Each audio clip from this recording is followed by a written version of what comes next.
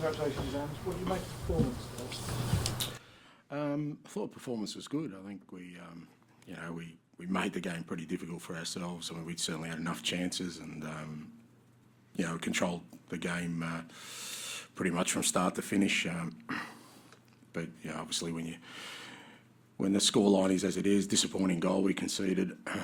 That's probably the only disappointing thing of the day. I just thought it was preventable. So, but aside from that, I thought. I thought the lads really handled it really well in the second half. There's obviously a bit of anxiety around the place. Every game now, not just for us, for every club, has sort of extra significance. And I thought the lads stayed really calm through that process, kept playing our football, kept probing, and eventually got the rewards. Yeah, no, he was good. We felt in the first half, Decky, was probably coming inside a little bit too much, and we thought.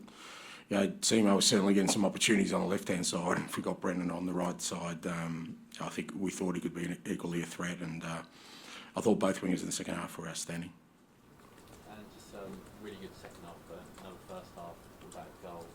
It's clearly that's an area that you sort of want to change during these last two games.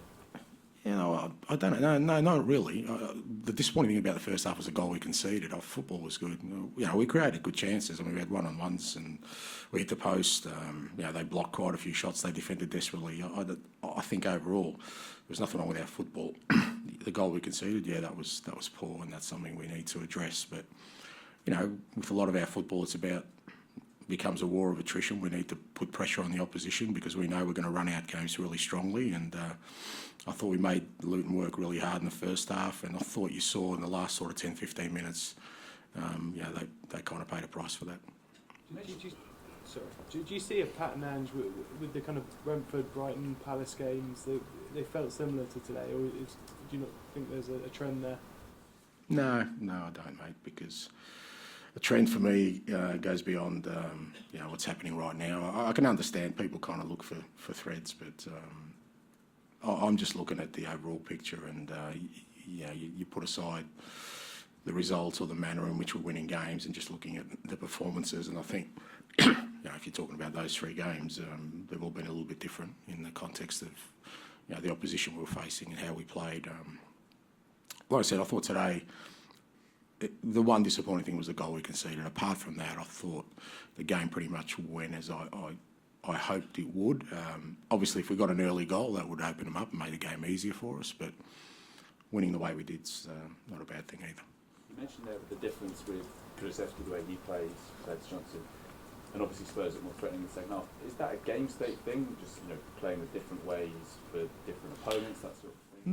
No. Our wingers should be playing the same way. I think Decky kind of tried to get maybe too involved in the game a little bit and went looking for the ball because, he's that kind of player. He wants to be on the ball all the time, and I just thought we needed a different structure in the second half. But it's not about the individual players. There's still a structure there that they have to follow, and I thought it was really important. Like I said, we could see on our side, by Timo being wide, he had 2 or 3 really good opportunities, and we weren't getting the same joy on the other side. And I think it's because Decky was kind of coming inside looking for the ball, and with Brennan's pace, and he's got really good quality delivery.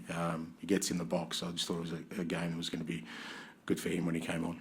Is it because it feels like that's when Spurs have been at their best often this season, is when you've got those wingers out there hugging the touchline, the other ones coming in. Does that feel like the template, or when you think that the team have been at their best? Well, that's part of sort of our attacking template. It's not everything, but there's if you're looking for trends or consistencies, that's kind of one area where we haven't really nailed yet, but I can see sort of green sprouts of growth there, where we've scored quite a few goals like that now, and we've got quite a few crosses from that area today, which was good to see, and not all of them worked out, but scored one, a couple of good saves, one got, I don't know how one didn't even go in, so I think there's something there. Sunderland's gone above Cliff Jones in the all-time list of Spurs scorers.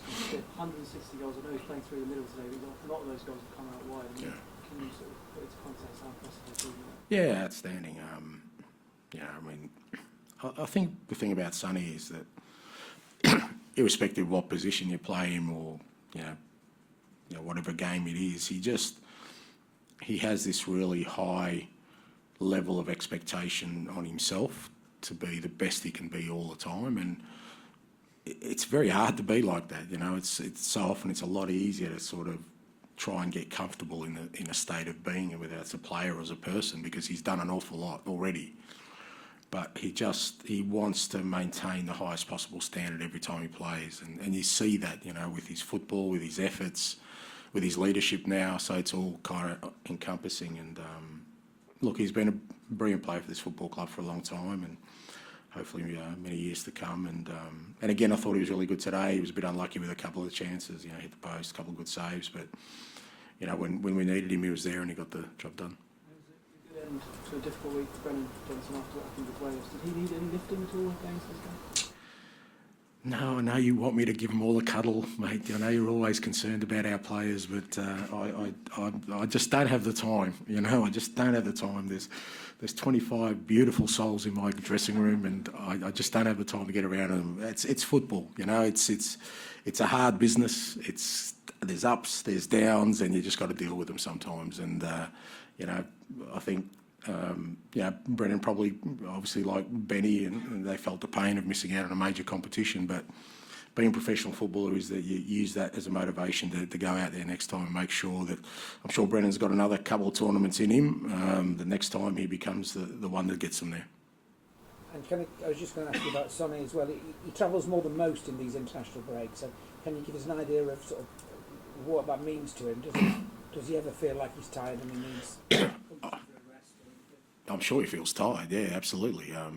It's tough. I mean, when I was national team coach of Australia, we had quite a few players obviously playing over this side of the world, and you talk to them. I mean, Millet's a classic example of that, and he'll tell you, you'd come back and, they're long trips, there's time difference. But like I said before, that he never looks for those clutches, Sonny. For him, it's, what, I'm available. I want to play to the highest possible level, and he keeps doing it.